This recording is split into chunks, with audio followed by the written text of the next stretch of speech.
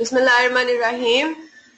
अच्छा जी, कल जो है वो हमने देख लिया था कि अगर आपके पास sales day book, purchase day book और रिटर्न्स की डे बुक्स में अगर इसमें आ जाए कि जी वीकली या वीकली या फोर्टनाइटली ट्रायल बैलेंस की क्लोजिंग, ट्रायल बैलेंस की प्रिपरेशन होती है और इसकी वजह से हमें फिर अकाउंट्स को क्लोज करना पड़ेगा आफ्टर एवरी वीक और आफ्टर एवरी 15 डेज। तो हम उसको किस तरह से करते हैं, ठीक है। तो हमने वो वाला एस्पेक्ट भी देख लिया।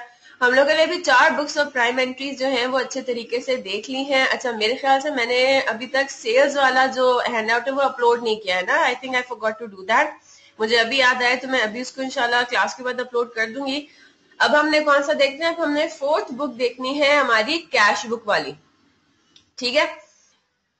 तो अभी हमने कैश बुक पढ़ते हुए एक नया कॉन्सेप्ट, एक दूसरा कॉन्सेप्ट भी पढ़ना है डिस्काउंट्स के बारे में।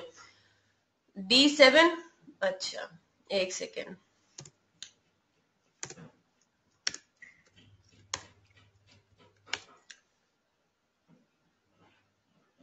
हाँ जी, क्या है D7 में? D6 आ गया और हाँ जी, अभी तक हमने ट्रेड डिस्काउंट वगैरह नहीं किया हुआ बच्चे। डिस्काउंट के बारे में बात कर रहे हो? हाँ, तो क्या हुआ? ये सारे क्या हैं? परचेजेस के बारे में बात कर रहे हैं ना। तो ये सारी के सारे आइटम्स क्या हो गए? गुड्स हो गए या स्टॉक हो गया? मैम डे बुक्स में तो सिर्फ गुड्स के लिखते हैं ना हाँ बिल्कुल। एंट्रीज। हाँ, तो ये आप ये अज्यूम करोगे तो इनको गुड्स ही है।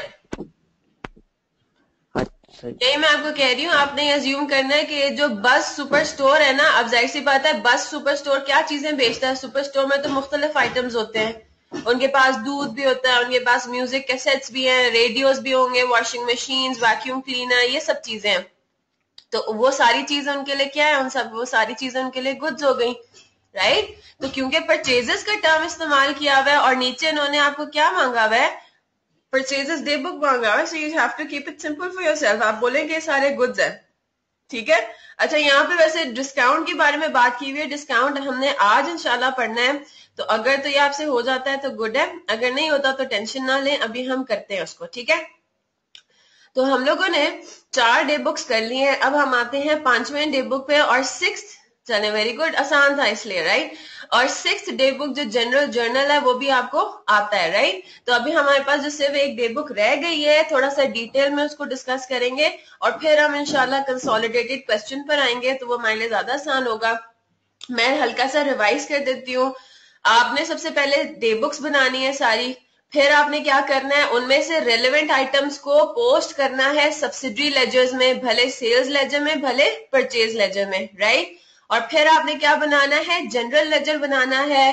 डेट डालनी है, महीने की आखिरी तारीख या क्लोजिंग वाली जो भी डेट है, राइट। क्लोजिंग की डेट डालनी है। फिर आपने दोनों लेजर्स को, सब्सिडरी लेजर और जनरल लेजर को क्लोज करना है। चाहे तो पहले सब्सिडरी लेजर को क्लोज कर लें, फिर उसके बाद जनरल लेजर बनाएं, उसको भी क्लोज करें और फिर एक दफा आपने अपना चेक करना है आंसर कि आपका टोटल पेएबल्स या टोटल रिसीवेबल्स का जो कैरेट डाउन है वो क्या आपके इंडिविजुअल लिस्ट ऑफ बैलेंसेस के टोटल से मैच करता है या नहीं करता, ठीक है।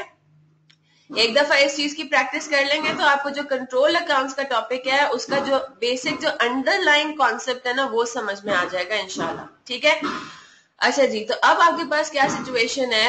ये मैं चारों डे बुक्स की बात कर रही हूँ। चारों डे बुक्स में जो हमने पहली 4 डे बुक्स पढ़ी हैं, चारों डे बुक्स का थोड़ा बहुत ताल्लुक हो सकता है सब्सिडरी लेजर से, और जनरल लेजर से तो हर डे बुक का ताल्लुक है, राइट। हर चीज का ताल्लुक जनरल लेजर से तो है ही है। टोटल्स की पोस्टिंग जनरल लेजर में तो होगी होगी। सब्सिडरी लेजर में हमने सेल्स लेजर में लेके जाना है सिर्फ कस्टमर्स के एंट्रीज को, और उसमें भी हम उसकी डबल एंट्री नहीं करेंगे। लाइकवाइज परचेज लेजर में हम लेके जाएंगे किसके? सप्लायर्स की चीजों को, क्रेडिट सप्लायर्स जो है आपके, और उनमें हम लोग उसकी भी एंट्री, कोई डबल एंट्री नहीं करेंगे, ठीक है। I hope that's clear. अब हम आते हैं कैश बुक में। कैश बुक में भी हमने वही करना है। हमने कैश बुक बनानी है, फिर हमने देखना है कि किस चीज का इफेक्ट पड़ता है सब्सिडरी लेजर में, कौन सी चीज कहाँ जानी है सब्सिडरी लेजर में, और फिर हम आएंगे जनरल लेजर के ऊपर, राइट। अब कैश बुक की जब बात करें तो कैश बुक में अगर मैं बेसिक डिस्कशन करूं उसी तरीके से जिस तरह हम करते आए हैं, ठीक है जी, कि आपके पास ये 5th बुक आ गई, आपकी कैश बुक आ गई। इसको मैं थोड़ा जूम कर देती हूँ, ठीक है।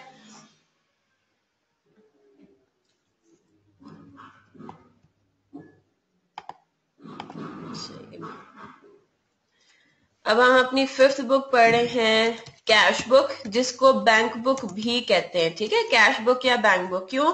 क्योंकि इसमें हम हर तरह के कैश को ट्रीट कर रहे होते हैं, कैश इन हैंड को भी, कैश एट बैंक को भी। अब अभी बात इंशाल्लाह समझ में आ जाएगी, ठीक है। इसका जो सोर्स डॉक्यूमेंट है उसमें मैंने आपको अच्छी खासी चीजें लिखवाई थी। इसमें आपके पास कैश रिसीट वाउचर होगा, ठीक है, कैश पेमेंट वाउचर, चेक,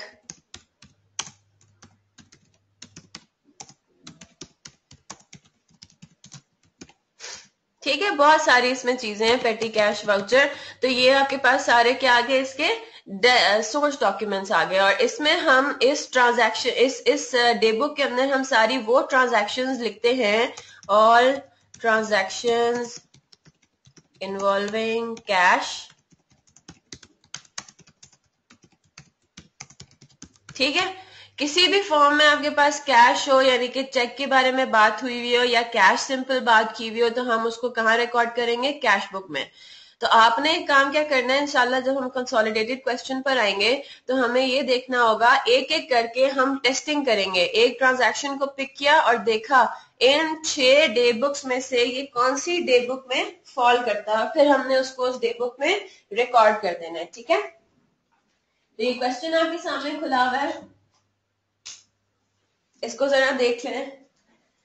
इसमें अब ऑब्वियसली हम लोग तो अभी पहले कैश बुक को ही डिस्कस कर रहे हैं, तो इसमें मैंने दूसरी किस्म की ट्रांजैक्शन कोई नहीं डाली। मैंने सारी तकरीबन कुछ के अलावा, ऑब्वियसली कुछ के अलावा मैंने बाकी सारी डाली हुई है, कौन सी, कैश या बैंक से रिलेटेड, ठीक है।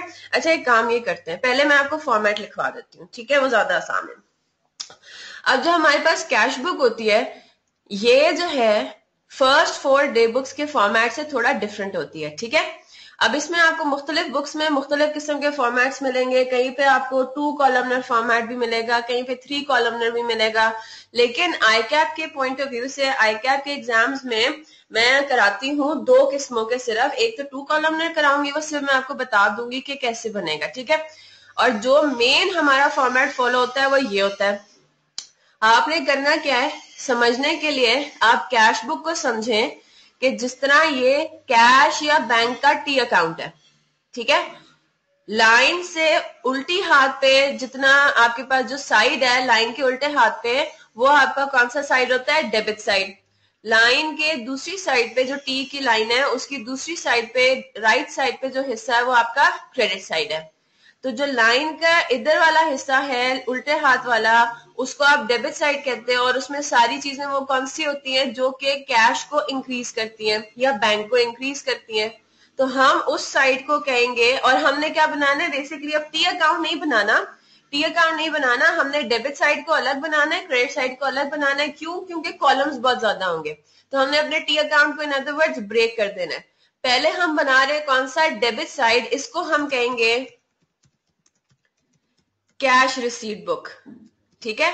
कैश रिसीट बुक पहले बनाएंगे। कैसे करेंगे, ये टाइटल आ गया इसका, चाहें तो उसको सेंटर में कर दें, ठीक है, सेंटर में कर दें। फिर आपके पास आता है date, particulars, voucher number, total का कॉलम, टोटल का कॉलम, उसके बाद रिसीवेबल्स या डेटर्स का column, cash sales, other receipts,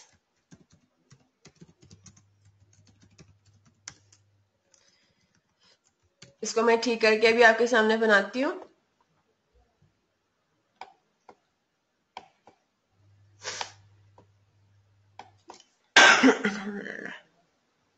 ये देखें, ये आपके पास कॉलम्स है। डेट, पर्टिकुलर्स, वाउचर नंबर, अगर तो आपको क्वेश्चन में दिए हुए रेफरेंस, अगेन वही वाली बात आती है कि अगर नोट नंबर वगैरह आपको दिया हुआ है तो आपने किस तरह से करना है, हम डबल एंट्री बुक कीपिंग में कर चुके हैं। ठीक है जी। अच्छा फिर, अच्छा just give me a minute, Usman class का पूछ रहे हैं, मेरे से मीटिंग आईडी उनको नहीं पता, मैं जरा उनको बता दूं, ठीक है। चलें जी, तो ये आपके पास कॉलम्स आ गए, पहले आप इसको बना लें, उसके बाद फिर मैं आपको डिस्काउंट्स के बारे में हम डिस्कस करेंगे और फिर हम आएंगे क्वेश्चन को अल्टीमेटली सॉल्व करेंगे, ठीक है। तो आप ये देखते हैं कि आपके पास अगर आप डेबिट, अगर टी अकाउंट के फॉर्म में बनाने बैठ जाएं तो वो जाहिर सी बात है बहुत लंबा हो जाएगा, है ना, वो आपके एक पेज पे नहीं आएगा। तो समझने के लिए मैं बच्चों को ये बताती हूँ कि आपने इसको इसी तरह से ट्रीट करना जैसे ये टी अकाउंट्स है, राइट। पहला जो टी के जो लेफ्ट साइड पर है वो आपके डेबिट साइड होता है, वहां पे आपने सारी रिसीट्स दिखानी होती हैं, उसको आप अलग से बना दो, ठीक है। और आपके पास अब क्रेडिट है, क्रेडिट साइड जो है वो वहां पे सारी आपकी क्या आएंगी, ऐसी ट्रांजैक्शन जो कि आपके बैंक बैलेंस को या कैश इन हैंड के बैलेंस को कम करती हैं, यानी कि वो रिप्रेजेंट करेगा कैश पेमेंट्स को, right, cash payment book, right. ये आपका दूसरा आ गया, इसमें भी अच्छे खासे क्या कहते हैं कॉलम्स होते हैं, राइट। अभी सिर्फ फॉर्मेट नोट कर लें, पहले आपके पास आएगा डेट, पर्टिकुलर्स, वाउचर नंबर, ठीक है। फिर दोबारा आपके पास टोटल आएगा, लेकिन फिर आपके पास आएगा पेबल्स या creditors, cash purchases, other payments और डिस्काउंट्स रिसीव्ड, ठीक है। ये बात जरा ख्याल रखिएगा, इस साइड पे डिस्काउंट, रिसीट साइड पे डिस्काउंट अलाउड होती है और पेमेंट साइड पे डिस्काउंट रिसीव्ड होगा, ठीक है। तो ये आपके पास दो फॉर्मेट्स हैं, मतलब दो फॉर्मेट्स तो नहीं है, एक फॉर्मेट के दो हिस्से हैं, ठीक है। एक फॉर्मेट के दो हिस्से हैं, हमेशा ये दो सेपरेटली बनेंगे, these are not two separate books, ये एक ही कैश बुक का हिस्सा है, ठीक है। अभी हम एक ही चीज कर रहे हैं, दूसरा फॉर्मेट अभी तक मैंने नहीं कराया, नोट कर लिया ये मोहसिन। उस्मान आप थोड़ा लेट आए हो, आप काइंडली रिकॉर्डिंग से देख लेना इसको, ठीक है। हम अभी कैश बुक कर रहे हैं, चले जी, ठीक है। अब बात करते हैं थोड़ी सी डिस्काउंट्स के बारे में। अब यहाँ पे आपके लेक्चर नोट्स की बारी आती है, ठीक है। यहाँ पे समझने वाली भी चीजें भी हैं और आपको वो भी करना है, नोटिंग भी करनी है। डिस्काउंट्स का बेसिकली क्या मतलब है, डिस्काउंट का मतलब है अलाउंस देना, या ये भी थोड़ा टेक्निकल हो गया, डिस्काउंट्स का क्या मतलब है, रियायत करना या देना, राइट, या लेना या देना, या तो आपको रियायत मिलेगी या आप किसी को रियायत दोगे, राइट। आपको रियायत कब मिलेगी, जब आप खरीदारी कर रहे होगे। आप किसी को रियायत कब दोगे, जब कोई और आपसे खरीदारी कर रहा होगा, जब आप कुछ सेल कर रहे होगे, राइट। तो ये दोनों सिनेरियोज में आपका एप्लीकेबल है डिस्काउंट्स की बात। डिस्काउंट बेसिकली होता क्या है, डिस्काउंट इसी तरह से होता है कि अगर फॉर एग्जांपल यूनिलीवर जो है अपना सनसिल्क का शैम्पू, उसकी ओरिजिनल प्राइस कितनी थी, 120 रुपए शैम्पू की बोतल की, और वो कितने पे उसको बेचे, 100 रुपए पे। तो ये जो 20 रुपए ये आपका क्या कहलाएगा, डिस्काउंट कहलाएगा। अब हम बात करते हैं कि डिस्काउंट की टाइप्स कितनी होती हैं। डिस्काउंट की दो टाइप्स होती हैं, एक को कहते हैं trade discount, discount on invoice, इसके बहुत सारे नाम है, more common names are these two, ठीक है। ट्रेड डिस्काउंट या डिस्काउंट ऑन इनवॉइस, ठीक है। और दूसरा आपके पास जो डिस्काउंट है उसको कहते हैं, क्या कहते हैं, cash discount, settlement discount, settlement discount, very good. और ये भी है ना, early payment discount, cash discount, settlement discount या early discount, prompt payment, sorry prompt payment, exactly ये पेमेंट पे पर्टेन करती है। अब इसको डिस्कस कर लेते हैं, ठीक है। उस्मान को शायद आइडिया ना होगा, वो पहली दफा पढ़े तो इसलिए इसको एक्सप्लेन भी कर देते हैं अभी। तो आपके पास, और मैंने लिख दिया है कि या तो एक डिस्काउंट जो है वो बल्क डिस्काउंट होगा, सॉरी ट्रेड डिस्काउंट होगा, इसको बल्क डिस्काउंट भी कहते हैं, ठीक है। इसको बल्क डिस्काउंट भी कहते हैं, सारे ऑल्टरनेटिव नेम्स हैं। या तो वो ट्रेड डिस्काउंट होगा या वो कैश डिस्काउंट होगा। अब जरा एक बात गौर से सुने, यूनिलीवर वाली एग्जांपल लेके चलते हैं।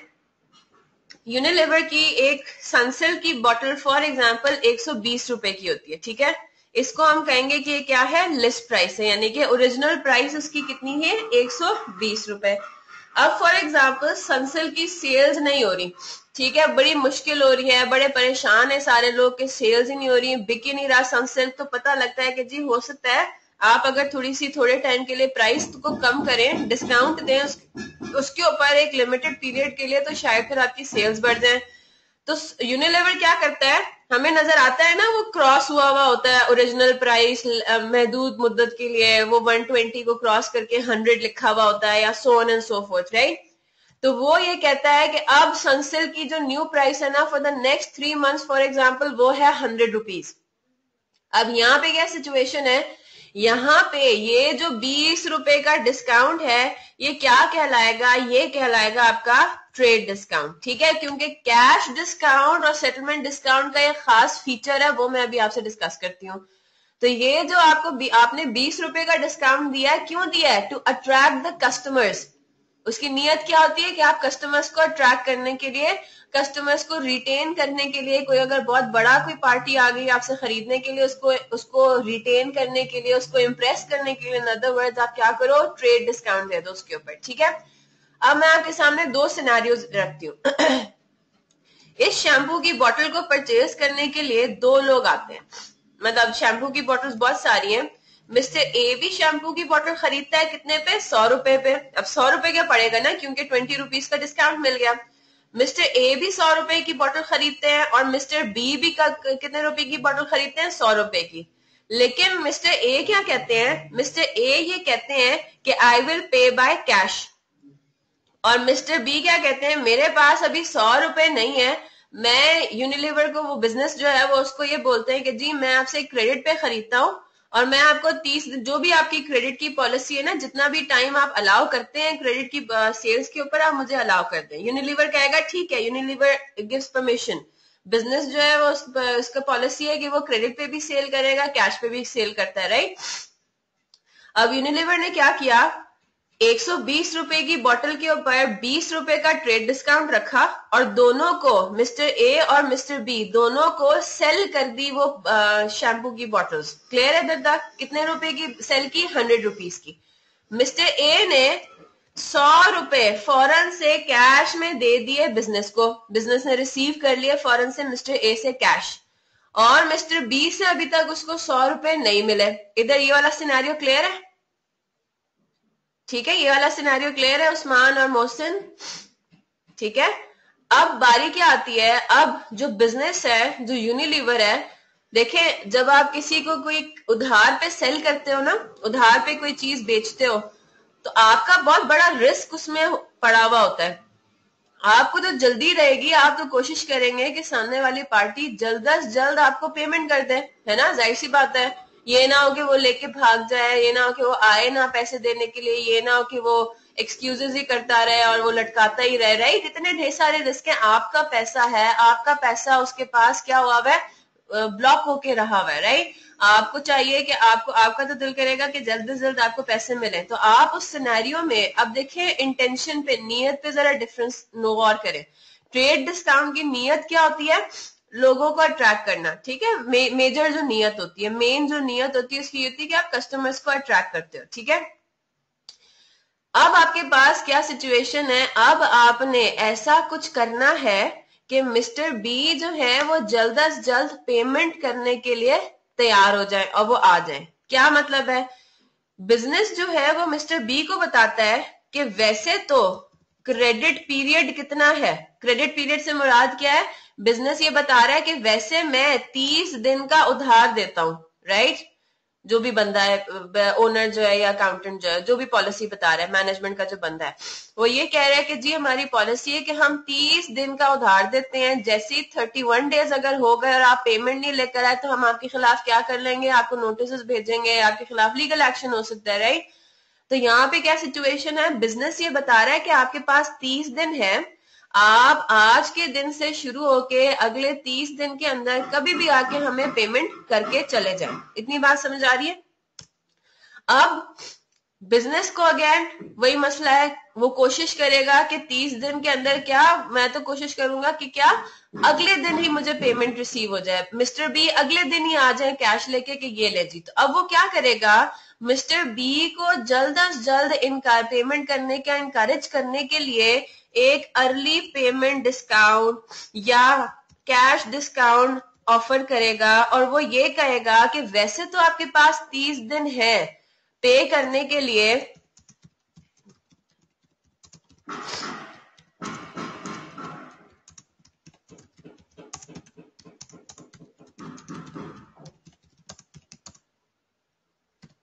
क्या मतलब है अर्ली पेमेंट डिस्काउंट में? वो ये कह रहा है इफ यू पे with in the next 10 days you will get a cash discount of 5%।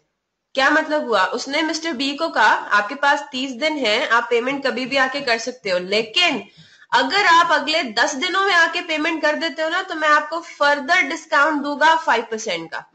ठीक है, यानी कि फिर आप क्या करोगे, फॉर एग्जाम्पल अगर मिस्टर बी 2 दिन के बाद आ जाते हैं पैसे लेके, तो हम क्या करेंगे, मिस्टर बी से हमें कितने पैसे लेने हैं, 100 रुपए। 120 रुपए तो बस गए ना, वो तो खत्म हो गया, वो तो ट्रेड डिस्काउंट में वो तो हमने चीज खत्म कर दी, राइट। 120 रुपए को तो अभी हमने टच ही नहीं करना। हमने मिस्टर बी को चीज सेल की थी कितने की, 100 रुपए की, और अभी हमें 100 रुपए मिस्टर बी से लेने हैं। लेकिन अगर वो अगले 10 दिनों के अंदर अंदर आ जाते हैं तो मिस्टर बी को कितने रुपए का डिस्काउंट मिलेगा, 5 रुपए का फर्दर डिस्काउंट मिलेगा, यानी कि अब मिस्टर बी जो हमें पेमेंट करेंगे वो कितने की करेंगे, 95 रुपीज की। बात समझ में आ रही है? और अगर वो 10 दिन गुजर जाते हैं और वो 10 दिनों में नहीं आते, वो आते हैं फॉर एग्जाम्पल 12वें दिन पेमेंट कैश लेकर आते हैं, तो उनको वही 100 रुपए पे करने पड़ेंगे। ठीक है, इफ नहीं, ये डिपेंड करता है, ये आपकी ये जनरल आप पॉलिसी भी कर सकते हो, ये बच्चे को क्वेश्चन में आपको बता दिया जाएगा। ये स्पेसिफिक पर्सन के लिए भी हो सकता है, और ये आप हर कस्टमर को भी बता सकते हैं कि जी जो जो मेरे से क्रेडिट पे खरीदेगा उसको इतने का cash discount, early payment discount या सेटलमेंट डिस्काउंट मिल सकता है अगर वो इतने दिनों में पेमेंट लेकर आ जाए। ठीक है,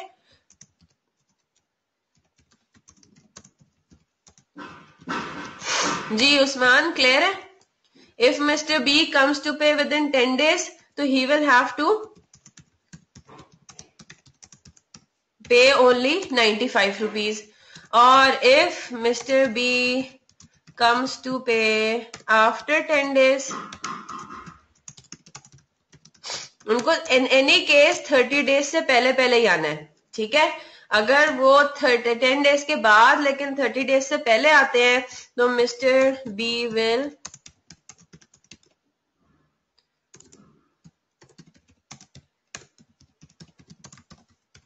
क्लियर है बात उस्मान? बच्चे क्लियर है आपको?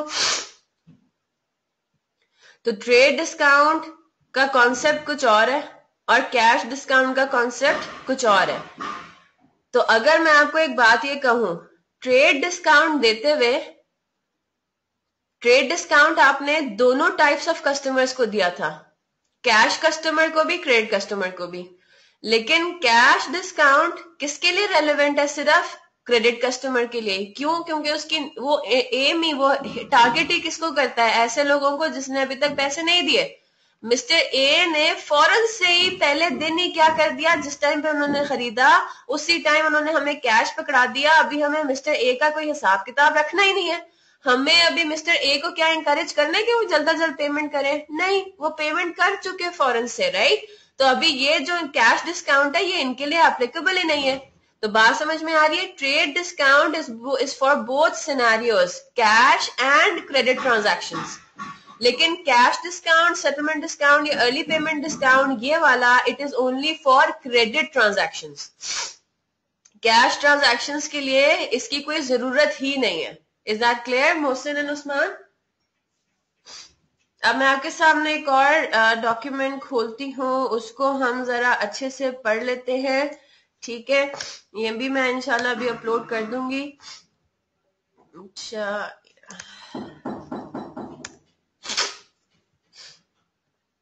ये मैंने एक पेपर बनाया हुआ है डिस्काउंट्स के लिए, ठीक है। इसमें थ्योरी भी है और अभी हम देखते हैं कि किस तरीके से उसकी अब अकाउंटिंग किस तरह से होती है, ठीक है। सिर्फ कैश डिस्काउंट की रिकॉर्डिंग करनी है, बिल्कुल ठीक। आप अभी देखो, अभी आप देखोगे ट्रेड डिस्काउंट हमारी बुक्स में कहीं आएगा ही नहीं। जो 20 रुपए है ना, 20 रुपए कहीं पे आएगा ही नहीं। हमने सारा का सारा काम शुरू ही कितने से करना है, 100 रुपए से करना है। 120 को हमने टोटली इग्नोर कर देना है, 20 को टोटली इग्नोर कर देना है। तो काम ही हमने शुरू करना है ट्रेड डिस्काउंट के बाद वाली फिगर से। और कैश डिस्काउंट जो है, जो हम बाद में दे रहे हैं 5-6-7 दिन के बाद, जब वो आएगा पेमेंट लेके, तो कैश डिस्काउंट की बुक्स में प्रेजेंस होगी, ठीक है। अभी हम देखते हैं उसको। जो यहाँ पे मैंने फॉर्मेट बनाया है कैश बुक का, किधर गया, ऊपर है। जो ऊपर मैंने फॉर्मेट बनाया है, यहाँ पे जो ये डिस्काउंट अलाउड और डिस्काउंट रिसीव्ड है, ये क्या है, ये कैश डिस्काउंट है। ये अर्ली पेमेंट डिस्काउंट को रिप्रेजेंट करते हैं, ठीक है। तो कहीं पे भी हमने ट्रेड डिस्काउंट का कॉलम नहीं डाला हुआ और वो आएगा भी नहीं बुक्स में। ये बात अभी मैं समझाती हूँ, राइट। अच्छा जी, डिस्काउंट्स पर आ जाए। ये तो आप पढ़ लीजिएगा, थ्योरी है, बिल्कुल वही बात है। allowance or reduction made by the seller on the original published price. Original price को हम कहते हैं list price. It is expressed in terms of the list price and is not separately recorded in the books. Instead, net amount of sales or purchases are accounted for. मैंने ये बात बोली, discount आपको मिल भी सकता है, डिस्काउंट आप दे भी सकते हो, राइट। आपको मिलेगा परचेजेस के टाइम पे, आप दोगे सेल्स के टाइम पे। हम बिजनेस की बात कर रहे हैं और मैंने इसको लिख दिया, this type of discount is applicable on both cash and credit transactions. अब यहाँ पर आ जाए, purchased goods on cash from Mr. C having a list price of 10,000 subject to a trade discount of 2%। यानी कि ये फिगर अभी भी क्या है, this has to face a trade discount। तो ये लिस्ट प्राइस है, आपकी ओरिजिनल प्राइस है, आपने इसके ऊपर 2% अप्लाई किया, आंसर आपके पास आया 200 रुपए। तो आपको डिस्काउंटेड प्राइस कितनी मिली, आपने परचेज की थी goods from mister C, right. Business ने परचेज किया था, तो कितने का उसको पड़ा, 9,800 आफ्टर ट्रेड डिस्काउंट। अब इसकी जब हमने डबल एंट्री करनी है, हमने गुड्स खरीदे हैं, हमने गुड्स परचेज किए हैं, तो परचेजेस को डेबिट होना है, राइट। और यहाँ पे क्या लिखा हुआ है, ऑन कैश।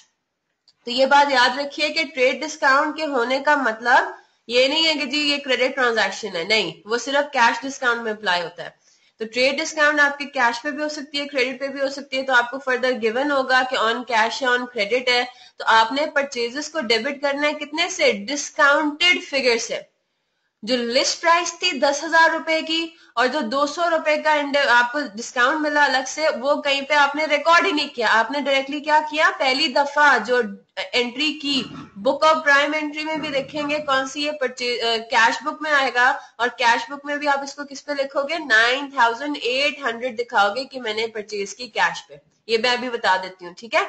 अगर ये ऑन क्रेडिट होता तो कैश के बजाय हम किसको क्रेडिट कर देते हैं, मिस्टर सी को क्रेडिट कर देते, और ये फिर कौन सी डे बुक में चला जाता, परचेज डे बुक में। आप पहले इसको रिकॉर्ड करते हैं और उसको कितने पे रिकॉर्ड करते हैं, सीधा सीधा 9,800 पे, ठीक है। ये बात क्लियर है। ट्रेड डिस्काउंट में आपने इस चीज को ख्याल रखना है, माइनस करके फिर आपने एंट्रीज पास करनी है, फिर आपने रिकॉर्डिंग करनी है। फिर आप इधर ही मैंने वो कर दिया है, सेल्स के ऊपर बता दिया है, goods sold, goods having a list price of 20,000 on credit to mister Salim. On credit है तो ये कौन सी डे बुक का ट्रांजैक्शन है, सेल्स डे बुक का, क्रेडिट सेल्स है, राइट। अब हमने ये देखना है कि हमने डेट डालनी है, आज की पर्टिकुलर्स में मिस्टर सलीम लिखना है। अब आगे रुपीस के कॉलम में क्या अमाउंट डालेंगे, तो 20,000 को भी इसी तरह क्या करना है, पहले इसके ऊपर 4% जो उसका डिस्काउंट है 800 रुपए बनता है, 20,000 में से 800 रुपए माइनस करना है, 19,200 से आपको सारी रिकॉर्डिंग और सारी पोस्टिंग करनी है, ठीक है। तो जब आप सेल्स डे बुक में लिखोगे डेट मिस्टर सलीम और आगे 19,200, ये 20,000 कहीं नहीं लिखना, 800 रुपए कहीं नहीं लिखना। पहले ये डिडक्ट करना है, कैलकुलेशन करनी है, माइनस करके 19,200 से आपने क्या कर दिया। अब डबल एंट्री जनरल लेजर में क्या पास होगी, accounts receivable control account, right, या total receivable account, in other words debit हो जाएगा और सेल्स आपके क्रेडिट हो जाएंगे। क्लियर है बात यहां तक? जी क्लियर है उस्मान, इज दैट क्लियर? यहां तक क्लियर है बच्चे?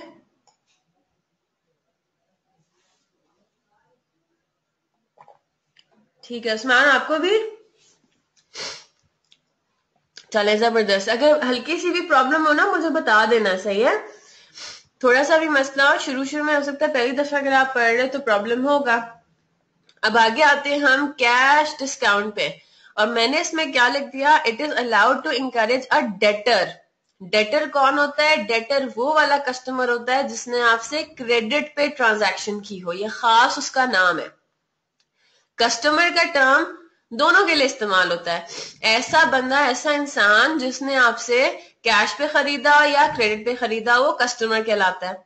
अब कस्टमर की खास जो क्रेडिट जिसने आपसे क्रेडिट पे खरीदा है उसको आप रिसीवेबल कहते हो या डेटर कहते हो, और जिसने आपसे कैश पे खरीदा उसको आप कैश कस्टमर कहते हो, राइट? तो ये जो टर्म है डेटर का, इसका अब एक खास मीनिंग आ गया।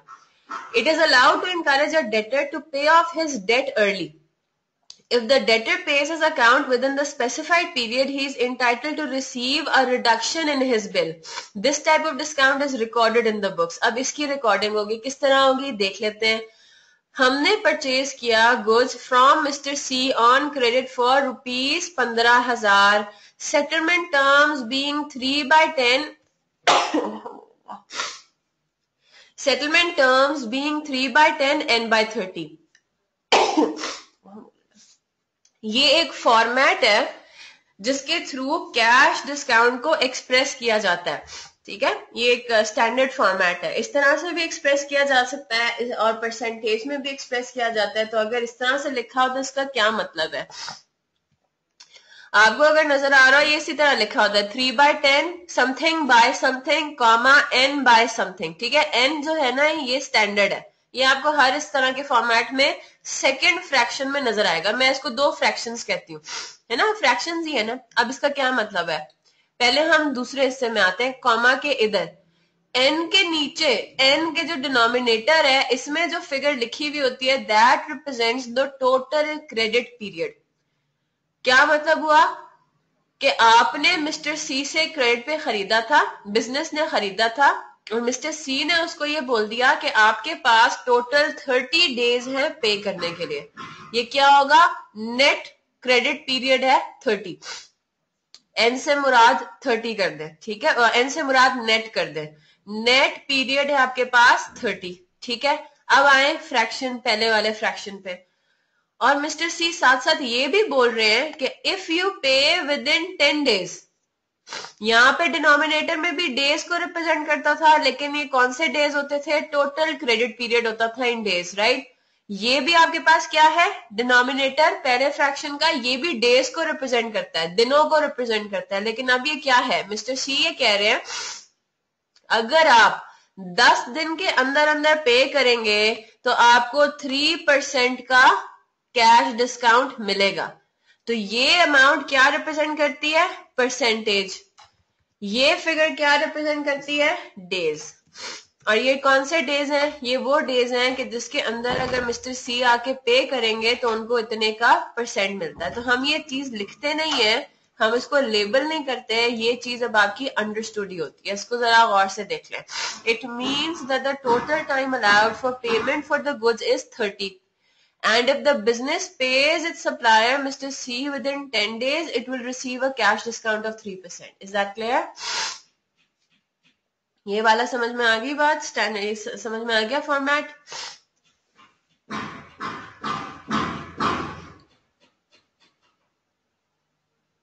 ठीक है, अब हम आते हैं इस क्वेश्चन को। n क्या है? n का मतलब है नेट। n का मतलब है नेट। नेट 30 डेज, और नेट से मुराद टोटल 30 डेज, ठीक है? अच्छा, अब नीचे आ जाए तो आपके पास क्या सिचुएशन है कि मिस्टर सी ने कोई चीज खरीदी, उनको पैसे देने कितने? 15,000 के। डे 1 पे जब आपने सेल किया, ठीक है, तो मिस्टर सी को नहीं पता, हमने मिस्टर सी से खरीदा, सॉरी, हमने मिस्टर सी को पैसे देने हैं। तो हमने क्या करना है यहाँ पे? मेरे ख्याल से हाँ ठीक है, अब जरा इसको इधर आ जाए, मैं इसको एंट्रीज के साथ साथ समझाती हूँ। फॉर एग्जाम्पल हमने मिस्टर सी से खरीदा था 1 जनवरी को, लेट्स अज्यूम, ठीक है। तो 1 जनवरी को हम ये लिखेंगे कि जी ट्रांजैक्शन आपके पास ये थी, purchased goods from mister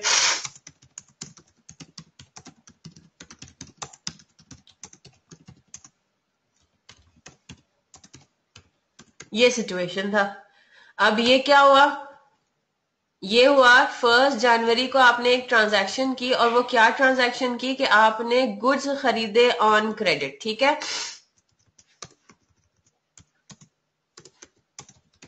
for ₹15,000 transaction है। 1 जनवरी को हम क्या करेंगे, हमने इसको रिकॉर्ड कर देना है किधर, परचेजेस डे बुक में, है ना, क्रेडिट परचेजेस है, परचेजेस डे बुक में हमें रिकॉर्ड कर देना है। सिंपल अगर मैं डबल एंट्रीज की बात करूं तो क्या डबल एंट्री मतलब क्या सिनेरियो है, परचेजेस हमारा डेबिट हो रहा है और पेबल हमारा क्रेडिट हो रहा है, कितने से, 15,000 से। ये सिंपल, अभी मैं उस बुक्स ऑफ प्राइम एंट्रीज वाले सिस्टम में नहीं हूं, सिंपल डबल एंट्री की मैं बात कर रही हूँ, ठीक है। तो सिंपल डबल एंट्री ये हो गई कि 1 जनवरी को परचेजेस मैंने डेबिट कर दिए पूरे 15,000 से, और पेबल मैंने क्रिएट कर दिया पूरे 15,000 से। क्यों, क्योंकि 1 जनवरी को मुझे नहीं पता कि मैं अगले 10 दिन के अंदर जाके मिस्टर सी को पेमेंट कर दूंगी या नहीं करूंगी, ये तो आज के दिन की बात हो रही है। ये क्लियर है बात, ठीक है। तो आपने क्या करना है, पूरे 15,000 से परचेजेस को डेबिट करके पेबल को क्रेडिट कर दिया, और आपने कहा कि मुझे 15,000 की लायबिलिटी पे ऑफ करनी है, राइट। लेकिन अगर मैंने ये पे कर दिया जल्दी तो मुझे पैसे कम देने पड़ेंगे, राइट। अब फॉर एग्जाम्पल 5 जनवरी को हम मिस्टर सी के पास पहुंच जाते हैं, विद इन 10 डेज है, बिल्कुल है। तो मिस्टर सी मुझे क्या कहेंगे, मुझे मिस्टर सी हमें कहते हैं कि आपने you have qualified for cash discount. तो अब आपको कितने का डिस्काउंट मिलेगा, आप कैलकुलेशन करोगे, 15,000 वॉज द ओरिजिनल अमाउंट, 3% क्या था, पॉलिसी के हिसाब से था, तो 450 रुपीज मुझे डिस्काउंट मिला, यानी कि मैंने 15,000 में से 450 माइनस करके 14,550 की पेमेंट करनी है। ये बात समझ आ गई, यानी कि आपने कैश को क्रेडिट करना है कितने से, 14,550 से। जी उस्मान, ये बात समझ आ गई, 450 डिस्काउंट बनता था कि वैल्यू बनती थी, तो नेट पेमेंट आपने अब कितनी करनी है, 14,550 की। 15,000 ओरिजिनल अमाउंट थी, और अब आपने 14,550 की पेमेंट करनी है। जब हम लाइबिलिटी को पे ऑफ कर रहे होते हैं तो हम एंट्री क्या पास करते हैं, कैश या बैंक क्रेडिट करते हैं, और लाइबिलिटी को हम करते हैं डेबिट, राइट, खत्म करते हैं। अब अगर हम फिगर्स, इसको डबल एंट्री को बैलेंस करने के लिए हमें पता है डबल एंट्री को बैलेंस करना होता है। अगर हम पेबल को डेबिट करें 14,550 से, मिस्टर सी को हमने क्रेडिट किया था 15,000 से, और डेबिट हम कर रहे हैं कितने से, 14,550 से, अभी भी पेबल अकाउंट में 450 का बैलेंस रह जाएगा। फिर आपने क्या करना होता है, अगर आपने मिस्टर सी के नाम की लाइबिलिटी खड़ी की हुई है, यहाँ पे पेबल की जगह अगर मिस्टर सी हम लिखते हैं, ठीक है, यहाँ पे हमने लिख दिया मिस्टर सी, तो हमने जनवरी 1 को क्या कहा कि हमने मिस्टर सी को पे करने हैं 15,000 रुपए, और 5 जनवरी को अगर आप डेबिट कर देते हैं मिस्टर सी को कितने से, 14,550 से, तो यहाँ पे अब एक गड़बड़ हो रही है। और वो क्या गड़बड़ हो रही है, वो ये गड़बड़ हो रही है कि आज के दिन हमारा मिस्टर सी के साथ सारा हिसाब किताब हो रहा है खत्म। हम तो पैसे लेके पहुंच गए और उन्होंने हमें डिस्काउंट दे दिया, और आज के बाद हमें कोई पैसा नहीं देना मिस्टर सी को। 450 का उन्होंने हमें खुद डिस्काउंट दे दिया, अलाउंस दे दिया, रिडक्शन दे दी बिल के अंदर, राइट। तो अगर हम इससे डबल एंट्री पास करते हैं, मिस्टर सी को हम अगर कम अमाउंट से डेबिट कर रहे हैं, 15,000 रुपए से वो क्रेडिट किया हुआ था, आपको करना क्या है, आपने इस लाइबिलिटी को पूरे 100% अपनी बुक्स में से खत्म करना है, रिड्यूस करना है। ये बात समझ आ रही है उस्मान, 15,000 की आपने रेस की थी और आप रिड्यूस कर रहे हो 14,550, यानी कि 450 अब आपके पास पड़ा हुआ है अभी भी। क्या होगा, आप ये कहोगे कि अभी भी मुझे 450 पे करने हैं मिस्टर सी को, नहीं तो 450 का तो उन्होंने आपको डिस्काउंट दे दिया, वो तो आपको कभी भी नहीं पे करने आप। तो इसका क्या मतलब हुआ इसका मतलब ये हुआ कि हमने जितने से लाइबिलिटी को रेज किया था उतने से ही हमें लाइबिलिटी को डेबिट भी करना है। यहां तक क्लियर है उस्मान और मोहसिन? जी क्लियर है यहां तक? हाँ, तो अब क्या होगा, अब जब हम देखते हैं कैश तो क्रेडिट होना है 14,550 से, ये तो 15,000 से क्रेडिट नहीं होगा, राइट? डेबिट आपके पास हो रहा है 15,000, डबल एंट्री आपकी बैलेंस नहीं हुई हुई। तो अब आप क्या करेंगे, कहां पे शॉर्टफॉल आ रहा है? 450 का शॉर्टफॉल आ रहा है, किस साइड पे? क्रेडिट साइड पे। और इसको हम क्या कहेंगे? नहीं, ये डिस्काउंट रिसीव्ड है। ये देखो क्रेडिट हो रहा है ना, आपको पेमेंट करनी थी, आपको ये डिस्काउंट मिला, तो इसको हम क्या कहेंगे? Discount received. और ये क्रेडिट आएगा होगा, और डिस्काउंट रिसीव्ड आपका होता है इनकम। आपने पेमेंट की थी, आपको पैसे देने थे। तो हमने ये देखा कि ट्रेड डिस्काउंट में तो ऐसे कोई नहीं डबल एंट्री पास हो रही। ट्रेड डिस्काउंट में तो हम सीधा सीधा परचेजेस डेबिट और कैश या पेबल क्रेडिट कर देते थे, राइट? लेकिन यहाँ पे क्या सिचुएशन है, यहाँ पे क्योंकि हमने इस ट्रांजैक्शन को पहले भी कभी रिकॉर्ड किया था, इस वजह से अब डिस्काउंट रिसीव्ड या डिस्काउंट अलाउड ऑटोमेटिकली आपकी बुक्स में आ जाएगा। बात समझ आ रही है? तो इधर मैंने सिर्फ यहाँ पे इसकी सेकंड पार्ट कर दिया कि if payment is made with in 10 days of the transaction, तो क्या होगा? Payable, total payable account, payable control account, in other words general ledger में हम क्या कर देंगे? डेबिट कर देंगे 15,000 से, डिस्काउंट रिसीव 450 क्रेडिट या और कैश या बैंक 14,550 क्रेडिट, ठीक है? और अगर पेमेंट 10 दिन के बाद हम करते हैं तो हमें कोई डिस्काउंट नहीं मिलेगा। पूरे 15,000 से हमने पेबल अकाउंट को करना है डेबिट, और कैश या बैंक पूरे 15,000 से क्रेडिट होगा। सिर्फ ये डिफरेंस है कि उसमें फिर आपको पेमेंट जो है पूरे 15,000 की करनी पड़ेगी, ठीक है? तो अब आप ये करें, ये मैं अपलोड करूंगी, इसकी सेकंड एग्जांपल भी देख लीजिएगा, ठीक है? सेकंड एग्जांपल भी आपने देख लेनी है कि अगर सेल्स हो रही है on credit to mister X, तो फिर हम क्या करेंगे। क्लियर है बात यहां तक? ठीक है, अगर सेल्स हो रही है तो हम क्या करेंगे उस सिनेरियो में? अब वो आपका एक्सपेंस बन जाएगा। अगर आप किसी को डिस्काउंट देते हो तो अब वो आपका एक्सपेंस बन गया, ठीक है जी? सही है। अब हम आते हैं अपने क्वेश्चन के ऊपर, और अभी हम उसको सॉल्व करते हैं। Discount received is your income, discount allowed is your expense.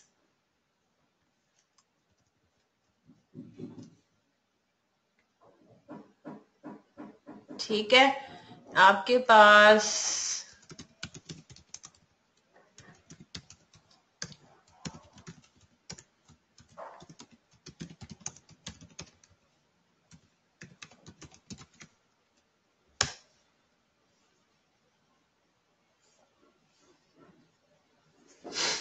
ठीक है, ये हो गया काम।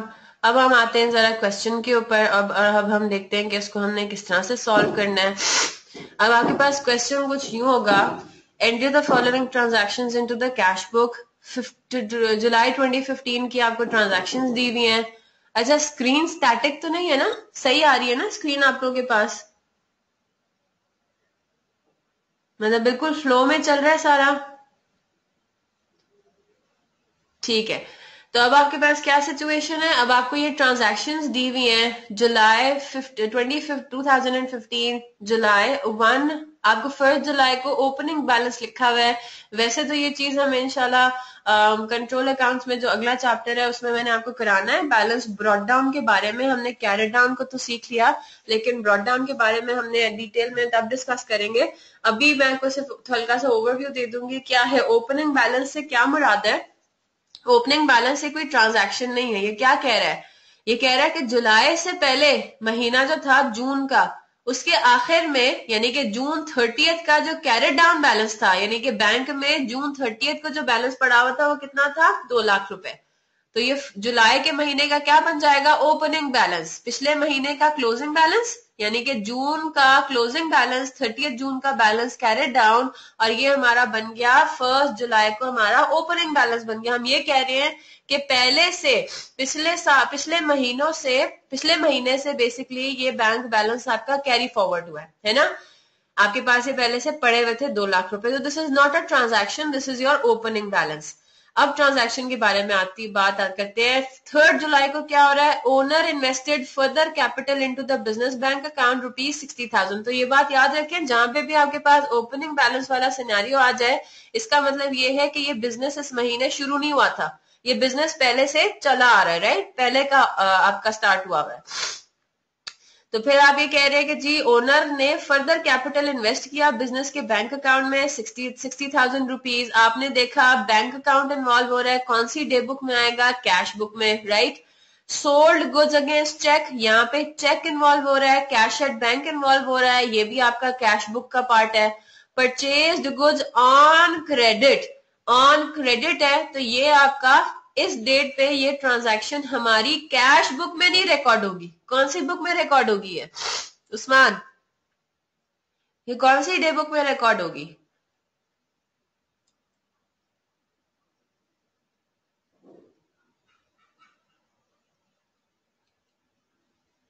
हाँ जी, purchases day book, right, purchases day book में रिकॉर्ड होगा। क्यों? क्योंकि ये हमारा परचेजेस ऑन क्रेडिट है, राइट। अगर ये कैश परचेजेस होता या चेक के थ्रू आपने परचेज किया होता तो फिर ये हम कैश बुक में रिकॉर्ड करते, तो हमने इसको for the purpose of cash book हम इसको टोटली इग्नोर कर देंगे, राइट। फिर आपके पास क्या है, sold goods on credit to Nasir. जी मोहसिन, ठीक है ना, क्लियर है बात?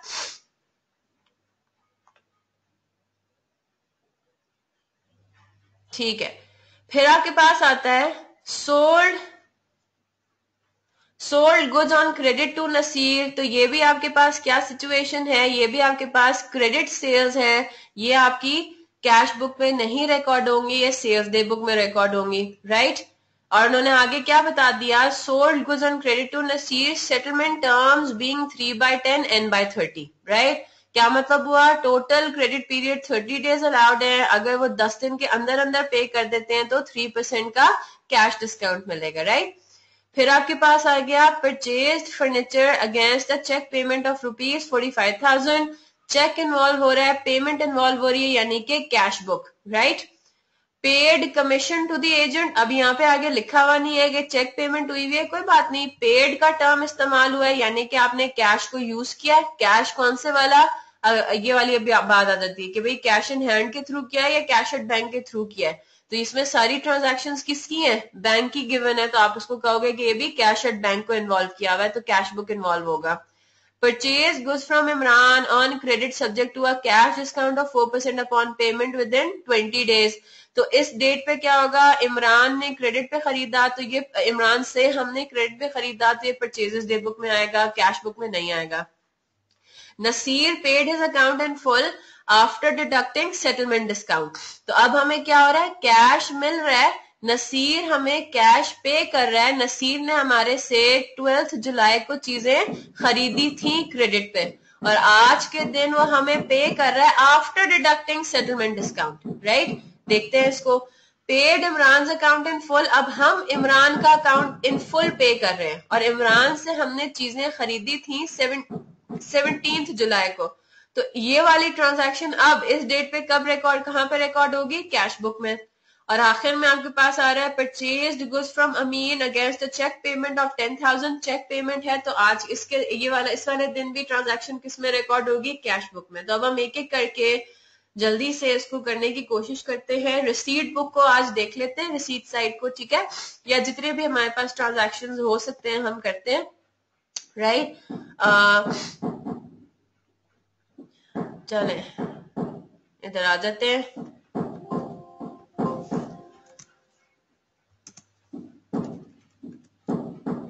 ठीक है, ये हमने किया। एक एक करके हम क्या करेंगे, इधर ही आप चाहें, आपको तो खैर बनाना पड़ेगा फॉर्मेट दोबारा से। पहले आप कैश अच्छा, इसमें अब आपके पास दो ऑप्शंस हैं, किस तरह से मैनेज करेंगे आप। या तो ये कर सकते हैं कि आप एक पूरे अपने रजिस्टर के पेज को दो हाफ्स में डिवाइड कर दें, मतलब ऊपर वाले हिस्से में आप बना लें कैश रिसीट बुक और ढेर सारी लाइनें छोड़ दें।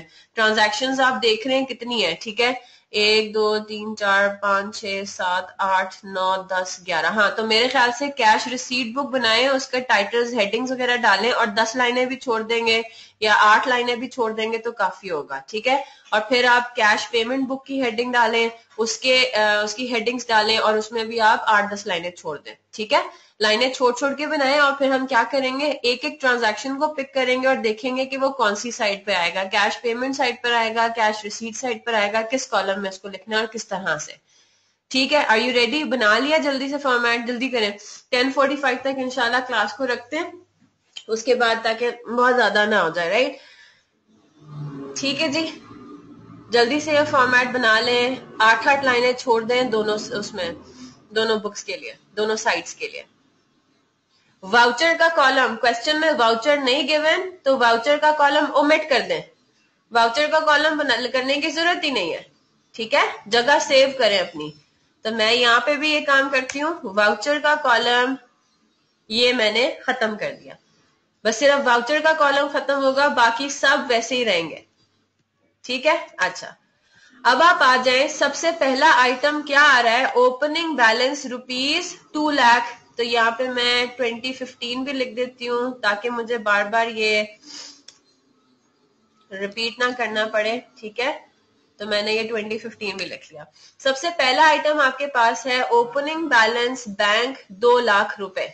आपने इसको सिर्फ अभी just for the purpose of making this cash book, ये कॉन्सेप्ट इंशाल्लाह मैं आपको क्लियर करवाऊंगी अगले चैप्टर में।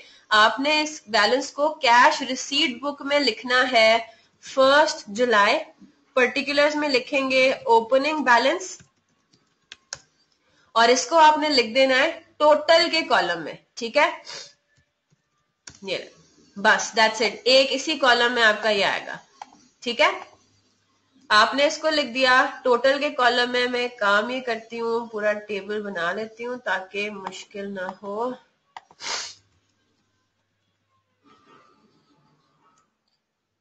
इसको मैंने सिर्फ और सिर्फ क्या किया, टोटल के कॉलम में लिख दिया ओपनिंग बैलेंस को। ये बात इंशाल्लाह क्लियर आपको हो जाएगी जब हम अगला चैप्टर करेंगे, राइट। चलो जी, ठीक है, ये काम हो गया, दैट्स इट ना। इसको आपने किसी और कॉलम में नहीं लिखना, सिर्फ टोटल के कॉलम में उठा के लिख दिया। अब जुलाई 3 आया, owner invested further capital into the business bank account ₹60,000। ये बात तो हमने डिटरमिन कर ली कि इसमें कैश एट बैंक इन्वॉल्व है, राइट। लेकिन अब ये सवाल आता है कि ये कौन सी साइड पर आएगा, रिसीट साइड पर आएगा या पेमेंट साइड पर आएगा, राइट। तो आपके पास क्या है, ओनर इन्वेस्ट कर रहा है, बिजनेस के बैंक अकाउंट में पैसा डाल रहा है, ये हो गया आपका क्या, रिसीट हो गया, है ना। क्या बिजनेस जो है वो कैश को रिसीव कर रहा है अपने बैंक अकाउंट में, राइट। तो अब इतनी बात आपने डिटरमिन कर ली कि कैश रिसीट बुक में ही लिखा जाएगा 3 जुलाई, पर्टिकुलर्स में लिख देंगे कैपिटल।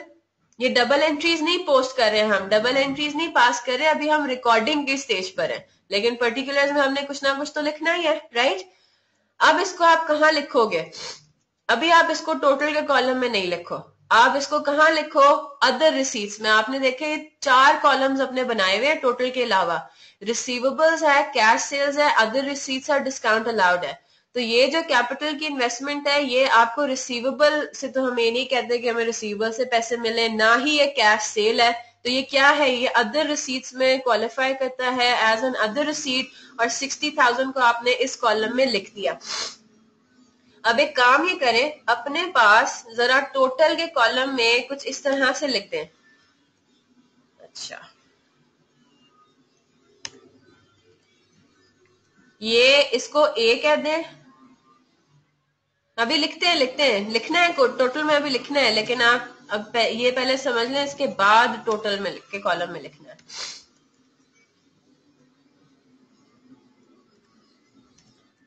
इस तरह से ना अपने चारों कॉलम्स को टोटल के अलावा जो चारों कॉलम्स है स्टार्टिंग फ्रॉम रिसीवेबल्स, इसको इस तरह से आप लेबल कर दें। रिसीवेबल्स ए है, कैश सेल्स बी है, अदर रिसीट सी है और डिस्काउंट अलाउड डी है। टोटल का जो कॉलम है ना, उसमें सिर्फ और सिर्फ किसके टोटल्स आएंगे? ए प्लस बी प्लस सी ओनली, डी कॉलम नहीं आएगा। ये बात बस पहले नोट कर लें यहाँ पे, ठीक है? ये बात आपने नोट कर लेनी है। ओपनिंग बैलेंस में कोई टोटलिंग नहीं होगी, सिंपली 2 लाख रुपए का बैलेंस आपने टोटल कॉलम में लिख दिया। अब जब हम ट्रांजैक्शंस की बात करेंगे, transactions either of the 4 column, मतलब इन 4 कॉलम्स में वो ट्रांजैक्शन को हमने लिखना है। और ए बी और सी, यहाँ पे क्या सिचुएशन है? इस ट्रांजैक्शन के लिए ए और बी में 0 है, सी में 60,000 है, तो टोटल में भी कितना आ जाएगा? अगर हम ये करें is equal to A plus B plus C, तो कितना आ जाएगा? 60,000। टोटल के कॉलम में डेफिनेटली सी बातें लिखना है, लेकिन ये मैंने आपको एक्सप्लेन करना था थोड़ा सा। ये क्यों इस तरह से करते हैं ये बात भी इंशाल्लाह आपको समझ में आ जाएगी। अभी आप इसको इसी तरह से करें, ठीक है? क्लियर है बात यहां तक? डी कॉलम को आपने टोटल में नहीं लेके जाना। फिर आपके पास आ गई बात सोल्ड गुड्स अगेंस्ट चेक ₹1,60,000। इसमें आपने गुड्स बेचे अगेंस्ट चेक, आपको पैसे रिसीव हुए, बिजनेस को पैसे रिसीव हुए, तो ये रिसीट बुक में आ जाएगा 5 जुलाई। पर्टिकुलर में क्या लिखेंगे? Sales, right? आप कैश के उसमें हो, आप बैंक के बुक में मौजूद हो, बैंक पर्टिकुलर्स में बैंक कभी भी नहीं लिखना। दूसरा आइटम क्या है? थोड़ा सा डिस्क्रिप्शन पता लगे ना ट्रांजैक्शन क्या थी। तो ट्रांजैक्शन क्या थी? सेल्स थी।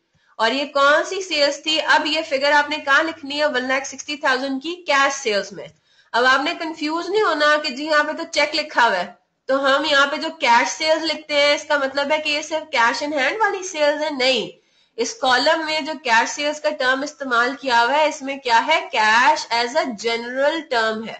इसमें कैश एट बैंक भी इस्तेमाल हो सकता है और कैश इन हैंड भी इन्वॉल्व हो सकता है, right?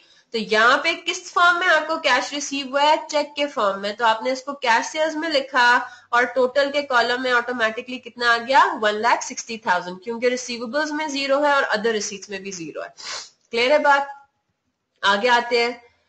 Purchased goods on credit from Salim ₹2,50,000 subject to a trade discount of 2%। तो यहाँ पे क्या हो रहा है? आपने सलीम से गुड्स खरीदे क्रेडिट पे, तो ये हमारे पास कैश बुक में तो आना ही नहीं है, ना रिसीट साइड पे ना पेमेंट साइड पे, है ना? ना ये रिसीट साइड पर आना है ना ये पेमेंट साइड पर आना है, राइट? क्लियर है ये बात मोहसिन और उस्मान?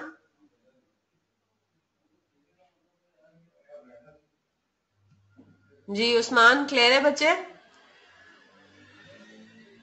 ठीक है। फिर आपके पास आ गया sold goods on credit to Nasir. तो हमने क्या कहना है? हमने कहना है कि ये भी हमारा कैश बुक का पार्ट नहीं बनेगा, क्योंकि हमने सोल्ड गुड्स को सेल किया है क्रेडिट पे। हम अगले पे आ जाते हैं।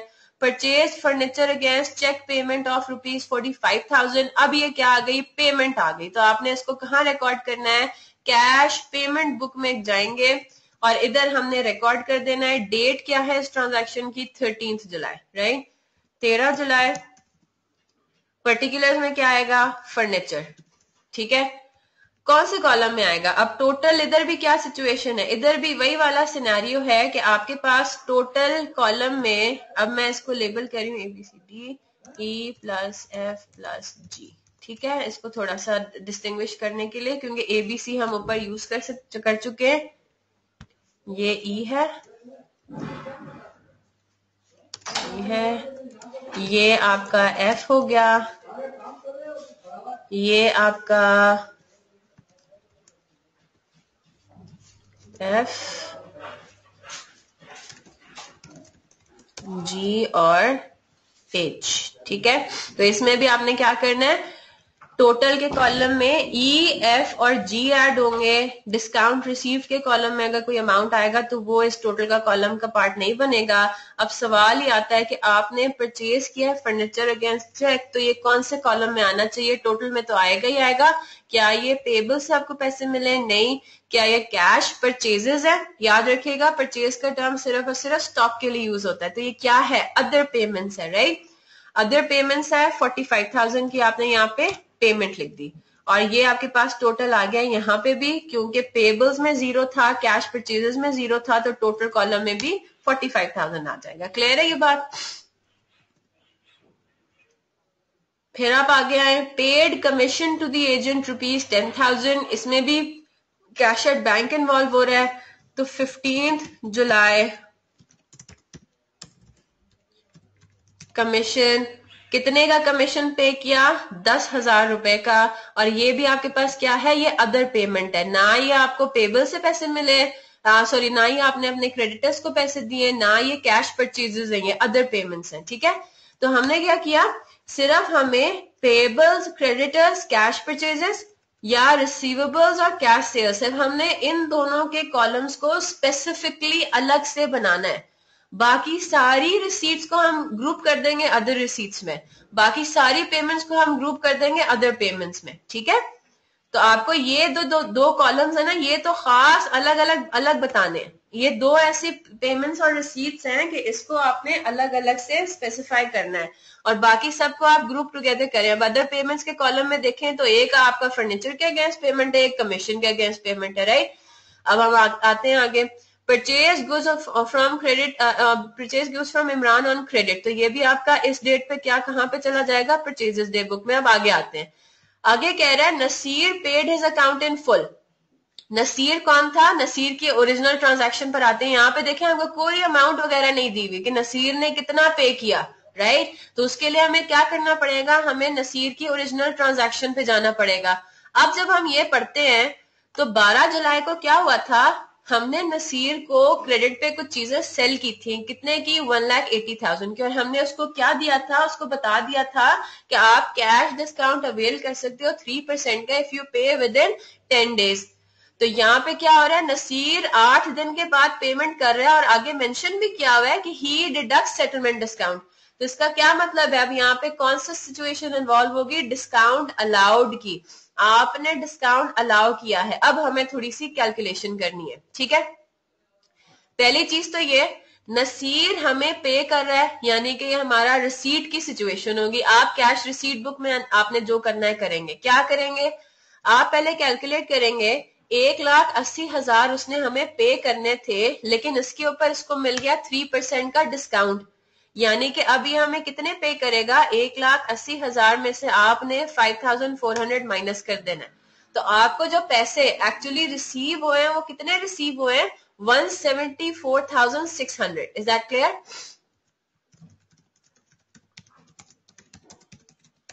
और ये नसीर हमारा कौन था? नसीर हमारा रिसीवेबल था, नसीर हमारा डेटर था। और ये कौन सी डेट पे क्रिएट हुआ था? 12 जुलाई को। तो 20 जुलाई को जब हमें वो पैसे एक्चुअली रिसीव हो रहे हैं, तो अब ये ट्रांजैक्शन कहां पे रिकॉर्ड होगी? कैश रिसीट बुक में। आपने यहाँ पे 20 जुलाई लिखा, यहाँ पे पर्टिकुलर्स में नसीर का नाम डाल दें जो कि आपका कस्टमर है। अब आप आ जाएं, अब ये 174,600 का, अब इसको मैं लेबल कर रही हूँ। ठीक है, ये मेरा क्या कहलाएगा? Discount allowed. आपने डिस्काउंट ये अलाउ किया है 5,400 का। ठीक है, और जो पैसे आपको मिले हैं एक्चुअली वो है 174,600। अब ये कहां पे रिकॉर्ड करेंगे? ये रिसीवेबल्स के कॉलम में।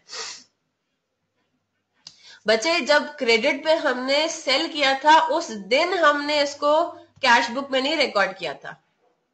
जरा आप नोट करो ना, अलग अलग दिन पे ये काम हो रहा है ना, ये दोनों अलग अलग ट्रांजैक्शंस कहलाएंगी। 12 जुलाई की अलग ट्रांजैक्शन है, 20 जुलाई की ट्रांजैक्शन अलग है। 12 जुलाई को जब हमने इसको सेल किया था क्रेडिट पे, तब हमने इसको कैश बुक में रिकॉर्ड नहीं किया था। कहां रिकॉर्ड किया था? सेल्स डे बुक के अंदर। और जब हमें उसके अगेंस्ट पेमेंट मिल रही है दूसरे दिन किसी और दिन में 20 जुलाई को, अब ये एक डिफरेंट ट्रांजैक्शन ट्रीट होगी। अलग अलग ट्रांजैक्शंस है ना, दोनों सेम आइटम से पर्टेन करती हैं, सेम पार्टी से पर्टेन करती हैं, लेकिन ये दोनों काम हो रहे हैं अलग अलग दिनों में, तो ये दो सेपरेट ट्रांजैक्शन ट्रीट होंगी। क्लियर है बच्चे? आपने डे वाइज चलना है, डेट वाइज चलना है बस। भले वो वही काम, नसीर का ही सारा काम हम करते रहे, लेकिन हमने उन सारी चीजों को क्या करना है? अलग अलग ही ट्रीट करना है, क्योंकि दिन अलग है। पहली ट्रांजैक्शन क्या हुई इस पूरे सिनेरियो से रिलेटेड? पहली ट्रांजैक्शन हुई क्रेडिट पे सेल करना, और दूसरी ट्रांजैक्शन क्या हुई उसके अगेंस्ट एक्चुअली पैसे रिसीव करना. These are two different things. Clear है?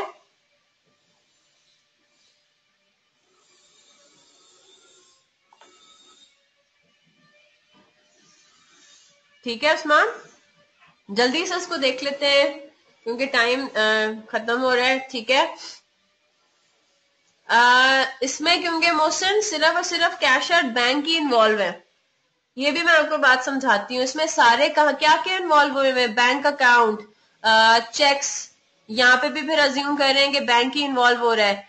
फिर आपके पास ये है इधर भी हम पेमेंट की बात कर रहे हैं तो हम बैंक ही ले रहे हैं. मैं आपको समझा रही हूँ. हम लोग नॉर्मली आईकैप के क्वेश्चन में किस तरह से आता है, या तो वो कैश एट बैंक लेके जा रहा होता है, यूज कर रहा होता है, या वो कैश इन हैंड को यूज कर रहा होता है. अगर आप मुझे बात बताओ, अगर आपके पास एक ही क्वेश्चन में कैश एट बैंक भी हो और कैश इन हैंड भी हो, यानी कि दो एसेट्स अलग अलग मेंटेन हो रहे हो, कैश एट बैंक भी मेंटेन हो रहा हो, कैश इन हैंड भी मेंटेन कर रहा हो, है ना, हो रहा हो, है ना.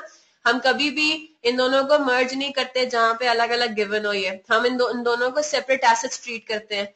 तो अगर इस तरह हो तो फिर हमें receivables, debtors, cash sales, other receipts, ये हमें बैंक का भी बनाना पड़े. फिर हम इधर ही जो है आगे 3 और कॉलम्स डालें इन हैंड के लिए, कैश इन हैंड के लिए, तो हमारा तो बहुत लंबा सा टेबल बन जाए. तो हमारे लिए आसानी के लिए आईकैप करता क्या है कि वो एक क्वेश्चन में आपको या तो कैश एट बैंक देगा, कैश एट बैंक की सारी ट्रांजैक्शंस होंगी, या कैश इन हैंड की होंगी. तो ये जो हमारे पास कैश रिसीट बुक जो पूरी बन रही है और कैश पेमेंट बुक बन रही है, हम ये अज्यूम कर रहे हैं कि सारी की सारी ट्रांजैक्शंस किसकी है, किसके थ्रू है, चेक के थ्रू है. ठीक है, तो जहां पे नहीं भी लिखा हुआ ना, हम अपनी आसानी के लिए, अपनी जिंदगी आसान बनाने के लिए, जिस तरह यहाँ पे लिखा हुआ है paid commission to the agent, ये वही वाली बात है जो मैंने डबल एंट्री सिस्टम कराते हुए, डबल एंट्रीज बुक कीपिंग कराते हुए मैंने आपको बोली थी कि अगर आपके पास सारा का सारा कैश जो है वो बैंक में ही पड़ा हुआ है, इन हैंड है ही नहीं कोई, तो आप जितनी भी पेमेंट्स करोगे, कहीं पे भी अगर कैश लिखा हुआ है तो आप उसको कैश यूज करोगे. आप ये कहोगे ना कि कैश मेरा सारा का सारा कहाँ पड़ा हुआ है, बैंक में पड़ा हुआ है, तो इसमें मेरा बैंक एसेट ही इस्तेमाल हो रहा है. क्लियर है बात? तो यहाँ पे क्योंकि इन्होंने हमें कैश इन हैंड का, देखिए ओपनिंग बैलेंस कोई नहीं दिया हुआ, कैश इन हैंड का कोई ओपनिंग बैलेंस नहीं दिया हुआ, और ना ही इन्होंने हमें कोई ये बताया कि जी हमने बैंक अकाउंट से कैश इन हैंड में कोई अमाउंट ट्रांसफर किया है. तो हम क्या कहेंगे, सारा का सारा कैश पड़ा हुआ है बैंक में. और अगर कोई पेमेंट भी करनी है, अगर दिया होता ना, तो उसमें फिर मैं आपको आगे जाके 2 कॉलमनर कैश बुक भी पढ़ाऊंगी. उसमें फिर इतने ढेर सारे कॉलम्स हम नहीं बना सकते, राइट. उसमें फिर हम लोग 2 कॉलम्स, मैक्सिमम 3 कॉलम्स ही बनाएंगे. एक कैश का कॉलम होगा, बैंक का कॉलम होगा, और तीसरा डिस्काउंट अलाउड होगा, और नीचे भी यही होगा कैश, बैंक और डिस्काउंट रिसीव्ड. तो फिर हम क्या करेंगे, हम फिर उसमें हमारी अब लिमिटेशन आ गई ना, अब हमारे पास इतना बड़ा रजिस्टर तो नहीं है कि हम बस कॉलम्स ही बनाते रहें.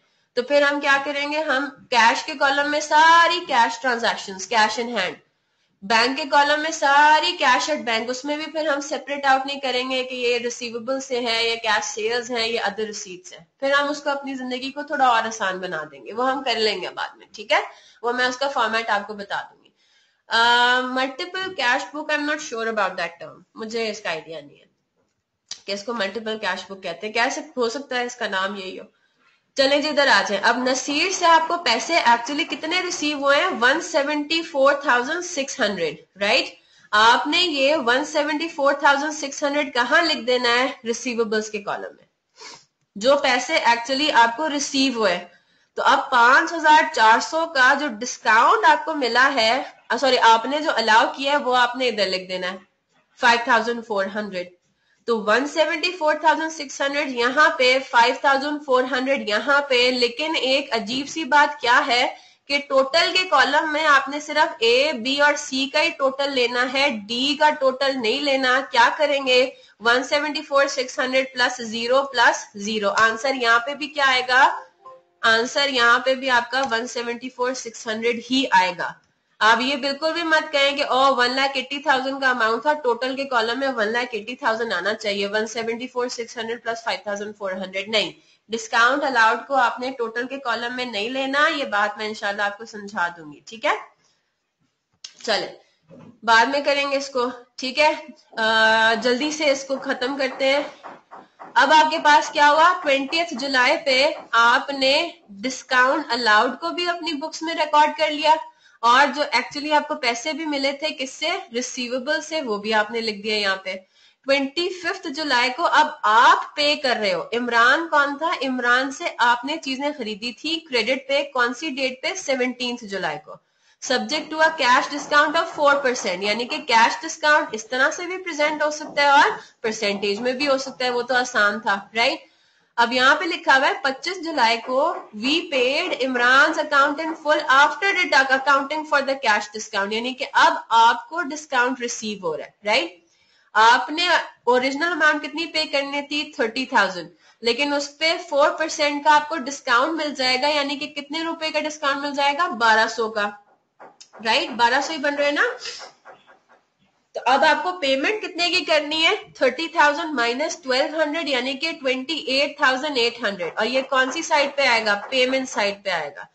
30,000 आपका ओरिजिनल अमाउंट था, इस पे आपने 4% डिस्काउंट किया, जिसकी वजह से आंसर आया कितना, 1200 रुपए। तो अब आपको पेमेंट कितनी करनी है, 30,000 माइनस 1200, 28,800 की आपने अब पेमेंट करनी है। अब आप आ जाए इधर, ये ट्रांजैक्शन 25 जुलाई को हुई, आपने इमरान को, अब आप आ जाएंगे, इमरान कौन था आपका, ऐसा ये एक ऐसी एंटिटी थी जिससे आपने ओरिजिनली क्रेडिट पे खरीदा था, तो ये आपका क्या हो गया, क्रेडिटर हो गया। क्रेडिटर की कॉलम में आपने जो इमरान को एक्चुअली पे किया है 28,800 वो फिगर लिख दी, और जो आपको डिस्काउंट मिला 1200 का, ये आपने यहां लिख दिया, राइट। वैसे यहाँ पे मैंने टोटल लिखना रह गया, लेकिन यहाँ पे भी टोटल कॉलम में सिर्फ कितना आएगा, 28,800। ई, एफ और जी का ये टोटल आपने लिखना है। टोटल का कॉलम जरा ख्याल से करें, ठीक है। तो आपने 28,800 ही इसको लिख दिया। नहीं नहीं नहीं नहीं नहीं बच्चे, जनरल जर्नल में नहीं जा रही ना, either of the 6 day books में रिकॉर्डिंग होगी है। तो ये वाली ट्रांजैक्शंस जो हम कैश बुक में रिकॉर्ड कर रहे हैं, बस अब सिर्फ कैश बुक में रिकॉर्ड होगी, जनरल जर्नल में होंगी नहीं। जनरल जर्नल में तो हम वो सारी ट्रांजैक्शंस को रिकॉर्ड करेंगे जो कि पहली 5 डे बुक्स के लिए क्वालिफाई नहीं करती। अब आपने एक ट्रांजैक्शन के लिए किसी एक डे बुक को ही उठाना है, एक फिगर के लिए, एक अमाउंट के लिए आपने किसी एक डे बुक को ही उठाना है। या तो वो कैश डे बुक होगी, परचेजेस डे बुक होगी, रिटर्न्स की डे बुक्स होंगी, या सेल्स डे बुक होगी। और अगर इन 5 डे बुक्स में से कोई डे बुक इसके लिए नहीं थी अप्रोप्रिएट, तो फिर आपने उसको रिकॉर्ड करना है जनरल जर्नल में। अब हम बड़े वाले सिस्टम में आ गए। पहले हमने क्या पढ़ा था कि जब अकाउंटिंग आपकी सिंपलर होती है, जब बिजनेस आपके छोटे होते हैं, तो उसमें आप सारी ट्रांजैक्शंस को जनरल जर्नल में ही रिकॉर्ड कर दो, कोई मसला नहीं। लेकिन जब आपका बिजनेस अब कॉम्प्लेक्स हो गया, अब सिस्टम आपका बड़ा बन गया, तो अब आपने हर ट्रांजैक्शन के लिए एक डिफरेंट बुक मतलब सेपरेट आउट कर दिया, ठीक है। तो आपने ये सारी ट्रांजैक्शन, सिर्फ ये भी डे बुक है ना, जनरल जर्नल भी डे बुक है, 2-2 दफा रिकॉर्डिंग क्यों करें, एक दफा यहाँ पे कर दी बस, ठीक है। फिर अगली बारी होगी पोस्टिंग की, ठीक है। चले जी, अब आपके पास आखिरी ट्रांजैक्शन क्या है, purchase goods from Amin against the cheque payment of 10,000 रुपए। ये बताएं क्या होगा मोहसिन,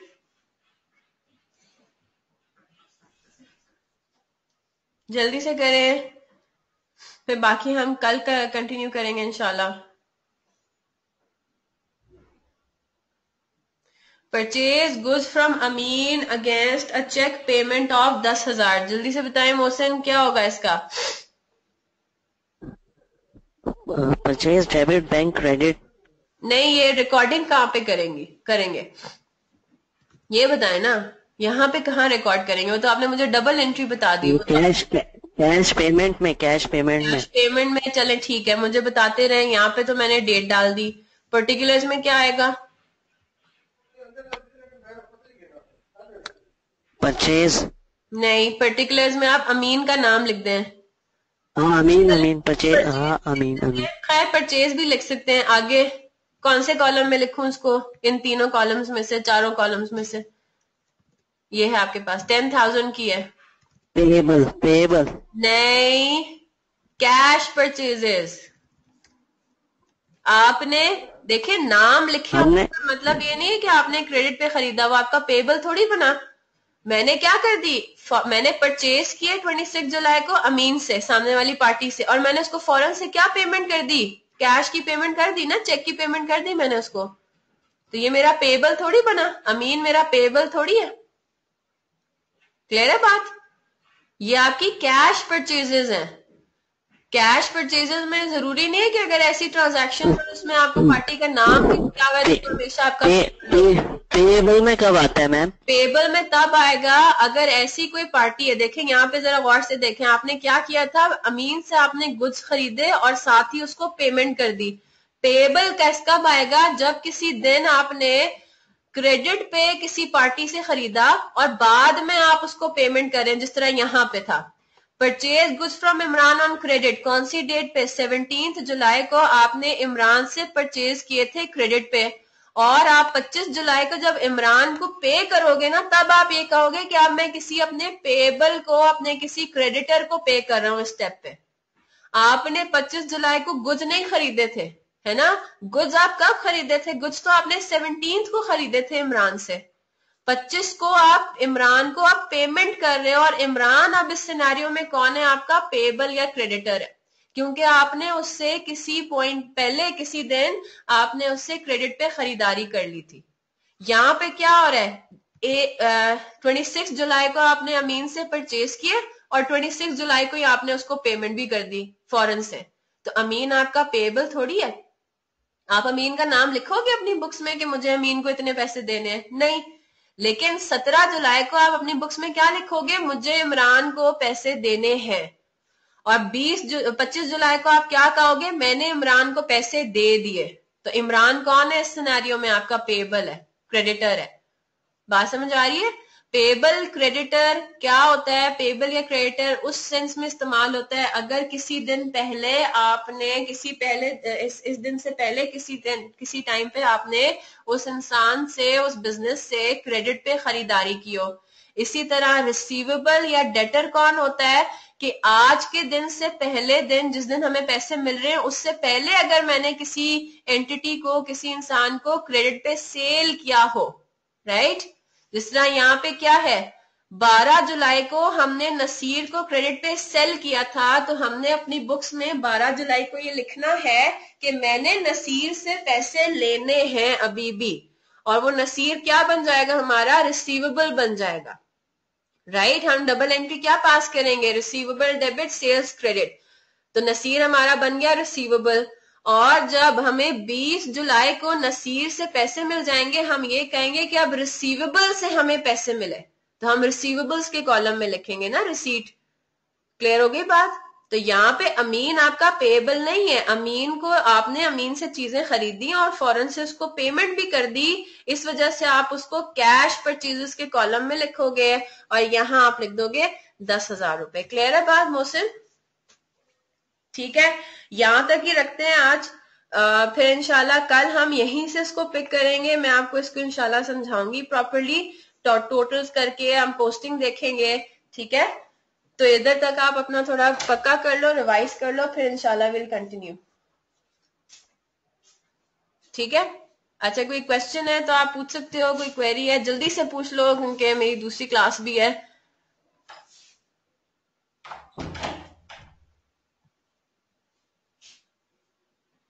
जी कोई क्वेश्चन है मोहसिन? चलें ठीक है, वेरी गुड। अच्छा, आप लोगों का डबल एंट्री बुक कीपिंग का भी टेस्ट है, सही है। तो मेरे ख्याल से मैं लास्ट वीक बताना भूल गई, अनाउंस करना भूल गई, तो let's keep it on Wednesday. मैं अपलोड कर देती हूँ, अगर आपकी तैयारी है पक्की तो आप उसको अटेम्प्ट कर ले, लेकिन वेडनेसडे तक आपके पास टाइम है, लेकिन चीटिंग नहीं करनी, सही है। या तो मैं काम करती हूँ, मैं वेडनेसडे को ही अपलोड कर देती हूँ। आपके पास 2 दिन है, आज का दिन और कल का दिन, तैयारी करें, वेडनेसडे को इंशाल्लाह फिर आपका टेस्ट होगा। ठीक है, डबल एंट्री बुक कीपिंग का। चलें सही है।